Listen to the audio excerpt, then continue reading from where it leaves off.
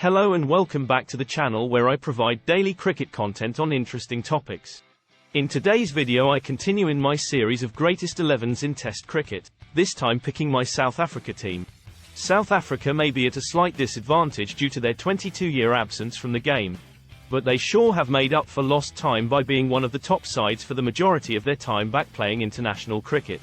There are some very obvious names in the South African side, but probably 5 spots are up for debate. As ever, I would be interested to hear if you agree with me or if you'd possibly swap a couple out.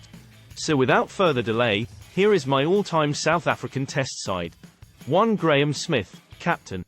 It had to be, didn't it? If anyone has seen my underrated cricketers video, you'll know how highly I rate Smith. He played 117 Test matches and scored 9,265 runs at an average of 48.25. He was a strong leader captaining South Africa in 109 tests. He was also a fantastic batsman whose record speaks for itself. 2. Gary Kirsten.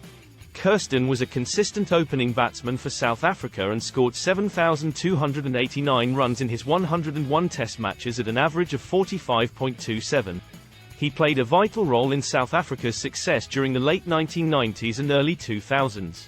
He was not an instant selection for me, but on reflection he was a consistent performer for a number of years, so made the team. 3. Hashim Amla. Amla was regarded as one of the most technically sound batsmen in modern cricket and could have easily made my underrated list. He was a vital cog in the South African batting lineup for many years and has scored 9,282 runs at an average of 46.64. 4. Jacques Kallis. Kallis is one of the greatest all-rounders in cricket history and would be most people's first pick here. He was a prolific run scorer and a handy bowler. He scored 13,289 runs at an average of 55.37 and took 292 wickets in his Test career. 5. AB de Villiers, keeper. Along with Kallis, AB is likely one of the easier picks for most people. De Villiers is a genius with the bat and a very capable wicketkeeper. He scored 8,765 runs in his Test career at an average of 50.66. He also holds the record for the fastest century in Test cricket. 6. Graham Pollock. Going back in time a bit for my number 6. Pollock is widely regarded as one of the greatest batsmen in cricket history. He only played 23 tests for South Africa and scored 2,256 runs at an average of 60.97, with 7 centuries and 8 50s. It is a shame that his career was cut short due to actions outside of his control, because who knows what he could have achieved with 100 tests under his belt.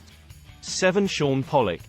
Graham Pollock's nephew, Shaun, was a genuine all-rounder who could bat lower down the order and was an excellent bowler.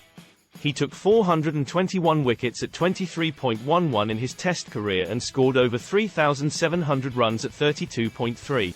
He had great control with his bowling and due to his tightness to the stumps could surprise batsmen with bounces as well. Pollock features in my rundown of the greatest all-rounders of all time. 8. Vernon Philander. Another member of my underrated top 5, Vernon has statistics to rival anyone in world cricket. Philander was one of the most reliable bowlers in world cricket during his career. He took 224 wickets in his 64 tests at an average of 22.32 and also averaged 24 with the bat. 9. Dale Steyn. Steyn is one of the greatest fast bowlers in cricket history. He took 439 wickets in his Test career at an average of 22.95. Known for his pace and late swing, Steyn caused problems for batsmen all over the world. He has the best Test strike rate in history for those with 300 wickets or more, taking a wicket every 42 deliveries. 10. Morkel. Not an immediate choice for my team, but I included him for his ability to generate bounce on most wickets in the world. Morkel was a tall and fast bowler who was a constant threat to the batsman. He took 309 wickets in his 86 Test matches at an average of 27.69. 11. Alan Donald. Probably the quickest out of the attack, Donald was a fearsome fast bowler who terrorized opposition batsmen with his pace and accuracy. Known as White Lightning, Donald had a smooth run-up and glorious action at the crease.